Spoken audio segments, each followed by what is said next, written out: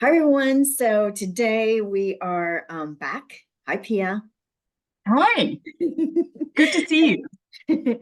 We've got a really interesting topic today, something that is a very hot topic in Sonoma, and also it ties in very well with Europe and things that are happening there as well. It's happening to the world, climate change, and in particular, how that's going to affect vineyards and what um, vintners are doing around the world really to counteract it. Um, so Pia, Italy is pretty famous for really not irrigating. Is that right? Right. So there are specific regulations about irrigation in at the national level, but also within the regional legislative, let's say, bodies. Yeah. Yeah. And generally not irrigating. I mean, it's just kind of been, unless it's an emergency situation. Is that pretty correct? Yeah, I would say so. I mean, I think, there's a division more or less that you can irrigate in the new world, you can't irrigate in old world, basically, or you can only do it under very specific circumstances. Right, right. And then when we were in Sicily, there was kind of I don't know, I feel like I'm still a little bit confused about Sicily, that it seemed as though some people were saying that they can irrigate and they do irrigate.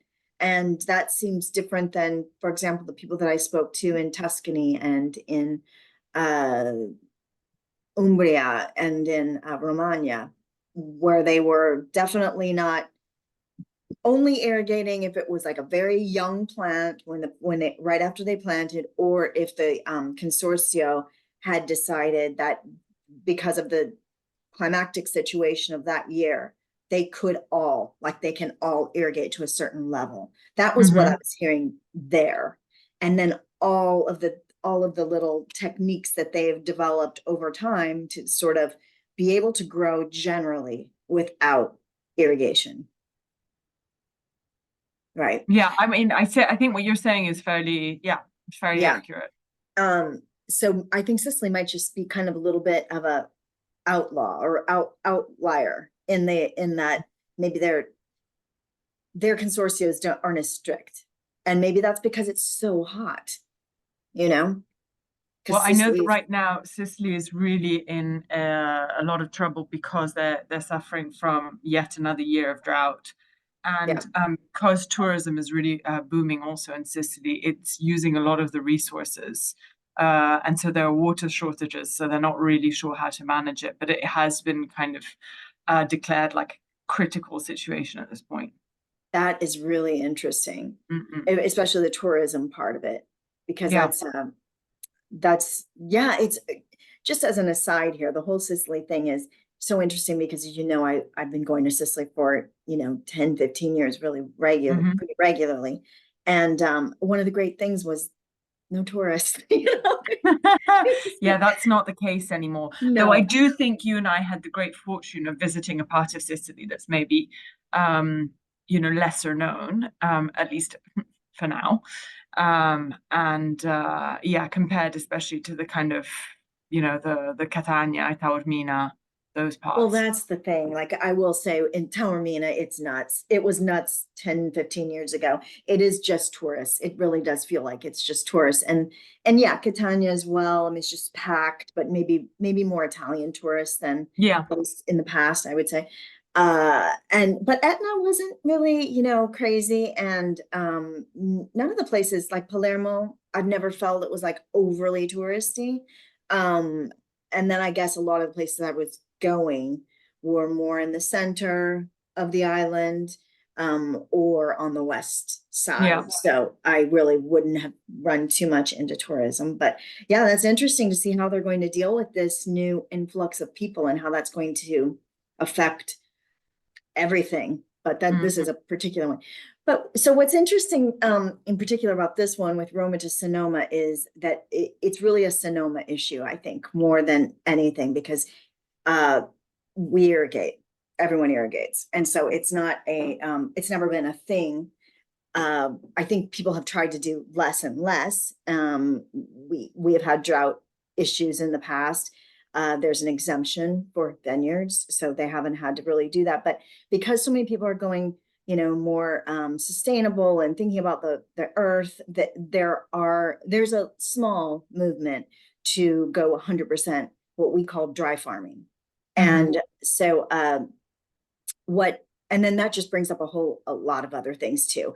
And some wineries, some vineyards, they're just not able to do it. It's just not possible. Obviously, if you have certain kinds of soil, it's going to be easier. If you have water sources on your property, it's going to be a Yeah. lot easier.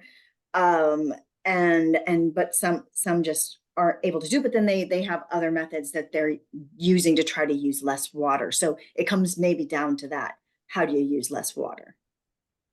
And what are some of the techniques that they've developed for that?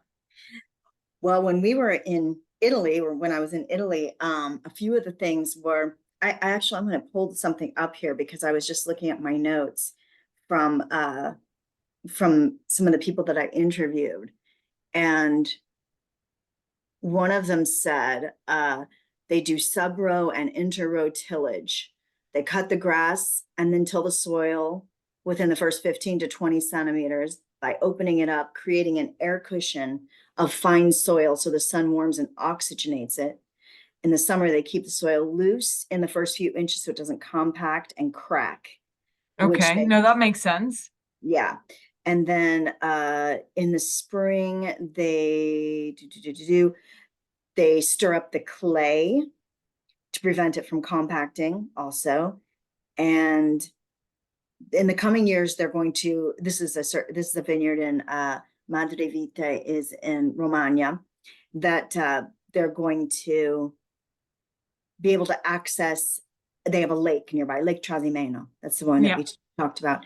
And so they're going to try to access more of the lake and aquifers without exploiting the land too much, is what they say. And then in Romagna, that was Umbria, I'm sorry, in Romagna, Castelluccio, they said, we practice dry farming, understood as farming without the use of irrigation systems, referred to as arid farming.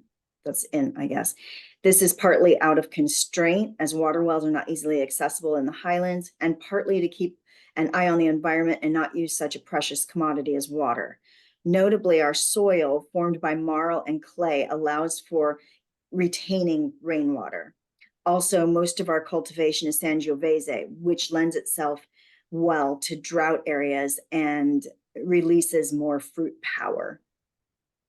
Okay, so those were two examples. I found it was interesting in Tuscany. One of the people that I spoke to said that it all comes down to terroir. It all comes down to choosing the right property to plant, where to plant, and the right soils and the right, obviously area. And that's great if you have those options. I think Yeah, exactly. not having those options.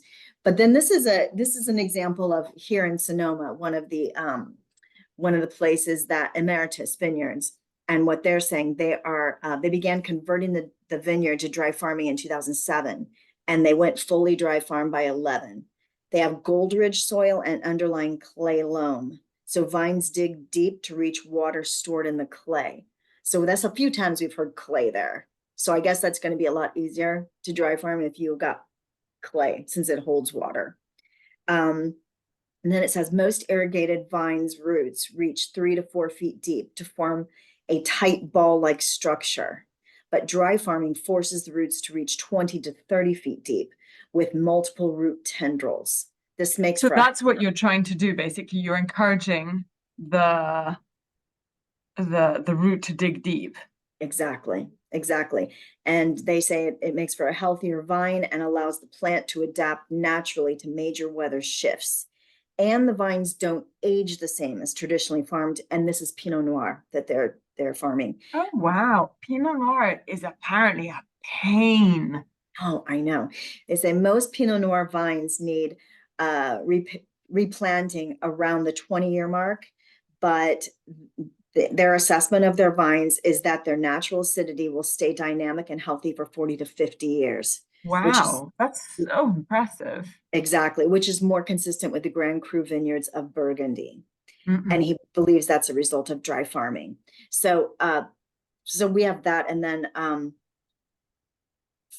when I was on Giglio and I asked a vintner with Scoglio di Nero.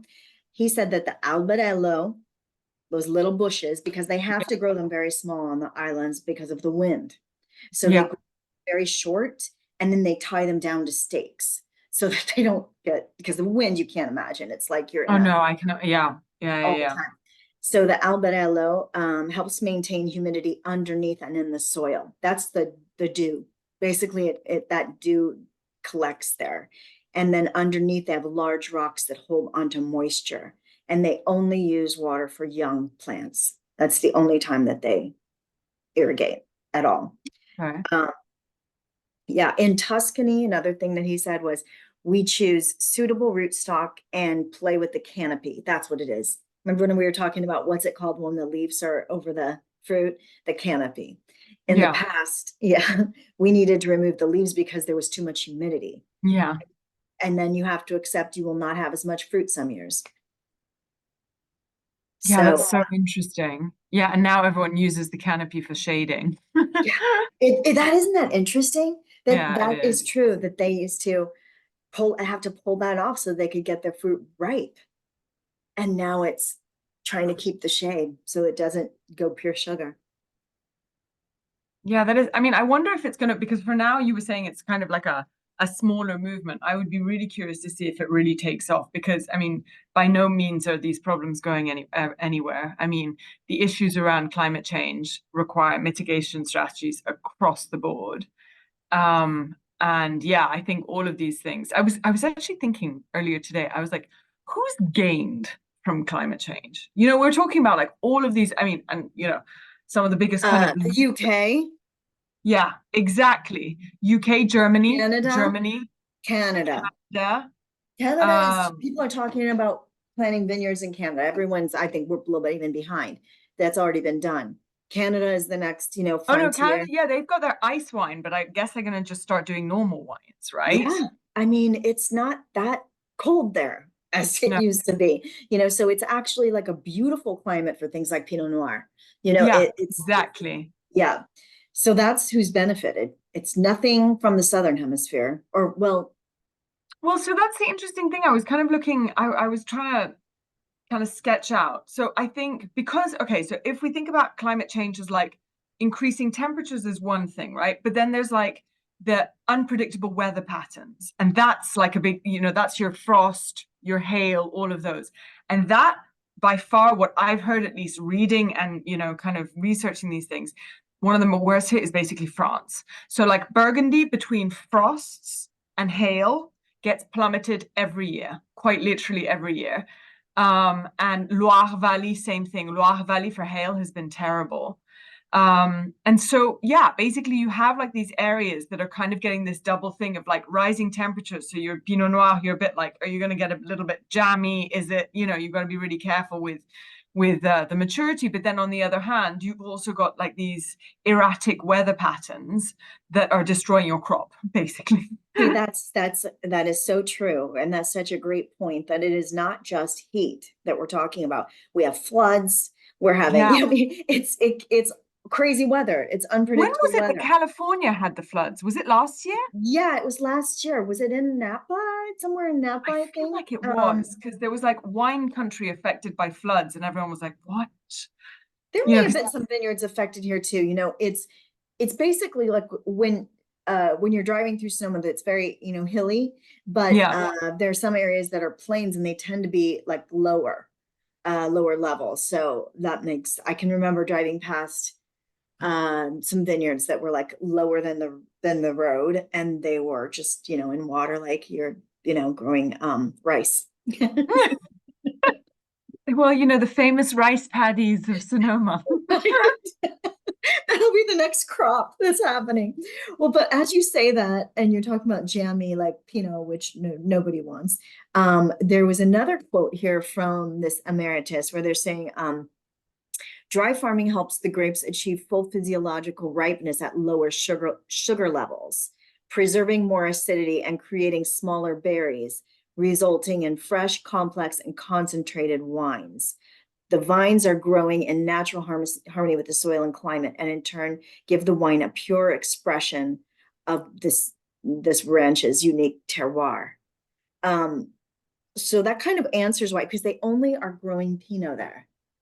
And that kind Okay, of that is answers interesting. why, yeah, why it would work with Pinot, because I hear you when you just think about that dry farming, you're like, well, I guess maybe that would make sense because they're so prone to mildew and Yeah, exactly, into kind of rot and gray rot. Yeah, but you yeah, usually don't yeah. want them in a lot of sun. No, So because then they'll get jammy. yeah. And I'm talking to them again tomorrow about some things. So if you have any questions, I can ask them. But one of the things that well, I mean, I have so many questions, but I need to really kind of focus in on this. But one thing that is not really about irrigation, but when I was visiting it a month or two ago, they had a huge compost pile, and they were just talking about how they're always feeding the soil. And I'm not sure a lot of people are doing that, like in the actual vineyard to that extent. That I mean, it was huge. It was, like if you have So, vines and then go ahead. no, did they talk to you about regenerative viticulture? Is that what they're doing?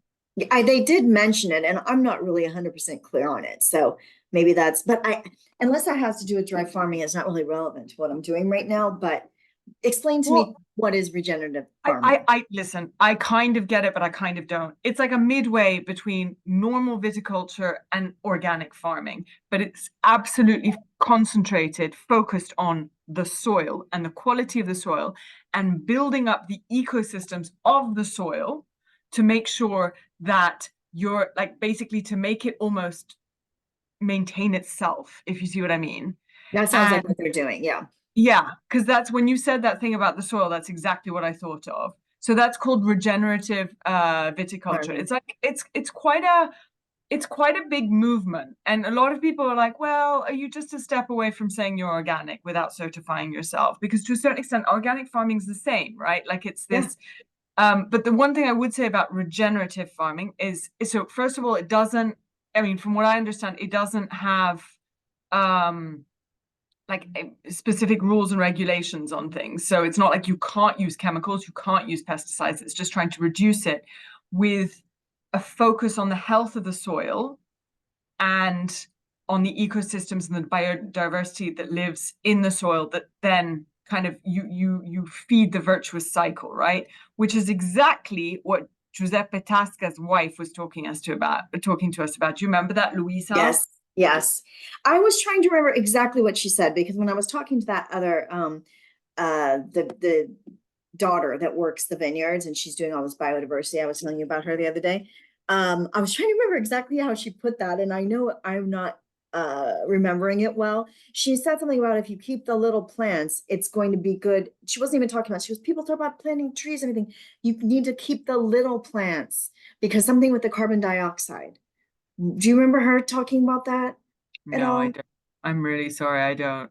What I remember her saying was basically like this whole idea that we have, because this was where I kind of turned around and I was like, I don't understand something. I was like, my understanding of uh like the vine and what makes it produce like high quality yields, but not quantity, but high quality yields, was to stress the vine slightly, right? And I was like, and I feel like if you've got really fertile soil and really fertile ecosystems around it, that's not necessarily that good for it, right? You're going to have a very and she was like, well, it's a common misconception, basically, was what she said to me. She was like, that is what has, moved forward the status quo of viticultural practices up to now, but it's actually not accurate. Vines do very well. It's your management, but like management as in, like kind of Yeah. The managing the vine pruning and all of and that. yeah, pruning and all of that you could do. But she's like, it's not an issue. Like the more biodiversity you have, the better. I remember that part of that conversation. And the thing that I was thinking at that time was when I was learning a lot about wines and writing about these, kind of luxury wines, a lot of them were at high elevation. And the big thing they were talking about is almost like what I just read about the Pinot and the vines is that because it's high elevation, they really have to fight to survive and to get nutrients and to get water. And that makes the berries very small. So like the skin to juice quotient is great, and then they've got so much more flavor. It all makes sense to me.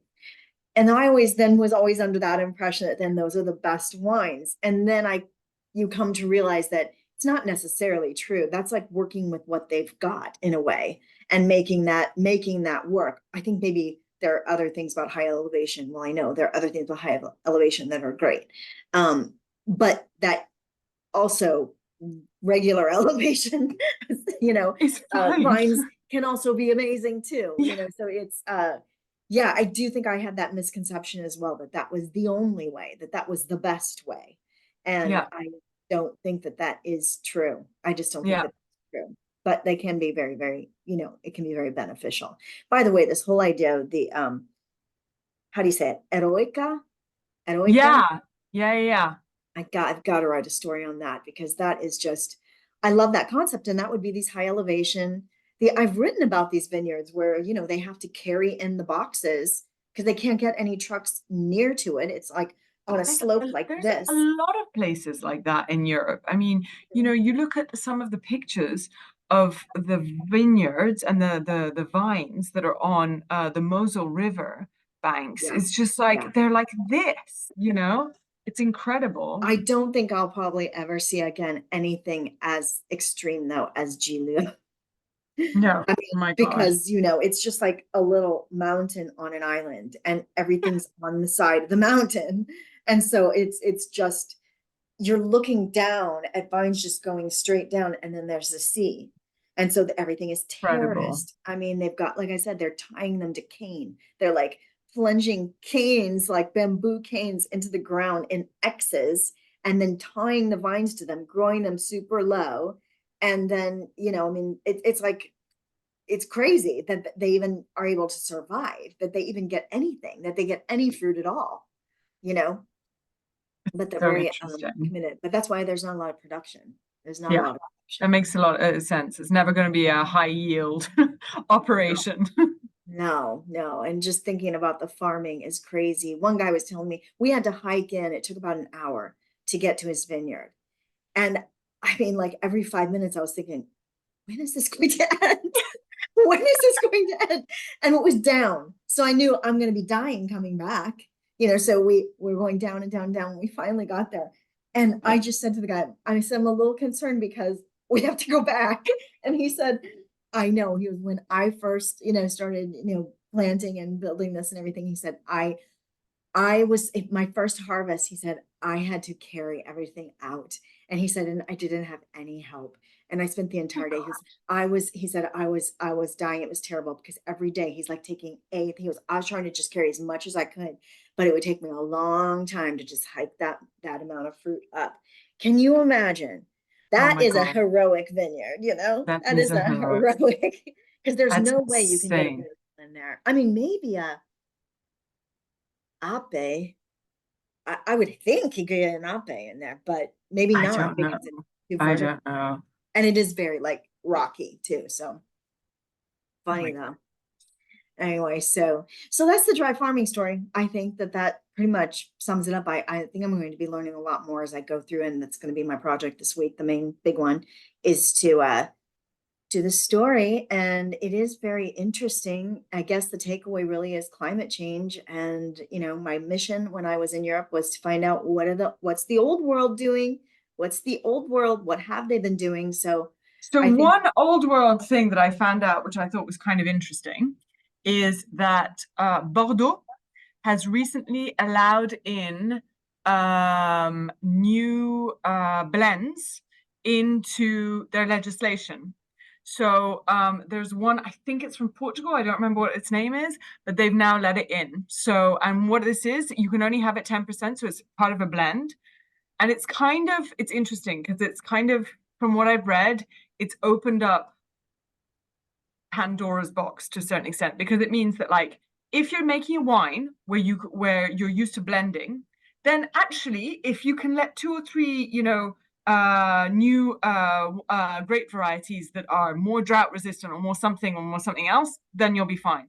The problem is all these people, like in Burgundy, like in other places that do 100% one grape variety, like Pinot Noir or Chardonnay, then you have a problem But I did think it was interesting, the Bordeaux, and I know that these things are incredibly challenging to open up and, get broad consensus to do something about. And clearly they manage because they know there's a problem. Well, I mean, they could easily adopt the rule like in Napa, where if it's 85% cab, it's Cabernet Sauvignon. If you want to, it's never going to be, you can't call it single variety, but you can put on the label Cabernet Sauvignon. I mean, and then they could adapt, or they could I mean, adopt who knows? another. Maybe the future will force them to do it that way, right? Because the problem is that it's not just that, it's also like the cru, right? Because if you have it like Burgundy, where your cru is a specific vineyard and a specific location within your vineyard, like the Grand Cru and the Premier Cru, then if you can't give that quality in there, then how can you still call it that, Yeah, let me ask, maybe this is a dumb question, but let's say something was invented where it was kind of like, how what are those things called that go out from the house and give shade? Like they go mechanically, like zzz, awning, but there's a Yeah, word for it. okay. Yeah. Um, what if they invented something like that that like would cover the sunniest part of like a vineyard? Now it wouldn't necessarily get sun, but it would have the heat. Would the heat itself be enough to ripen without it ripening too fast? Or does it need to have See, the I don't know enough sun? about it. Is it the I sun or is it the warmth? That's I think right. it's both. I think it's both, right? That's the problem. They're Well, getting make it too much. mechanical. If they've got the finances to build a huge mechanical thing, they could have it like in the morning, get sun, and then bring it out midday. And kind of I'm I just mean, I know asking for a they're getting. friend.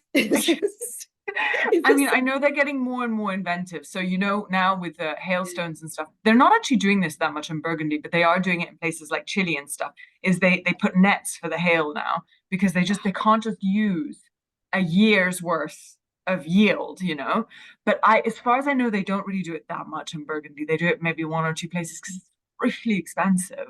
Yeah, it is pretty crazy when you think about it, when you really think about all the people. I mean, this is not just wine, of course, it's going to be all production of all kinds of, produce.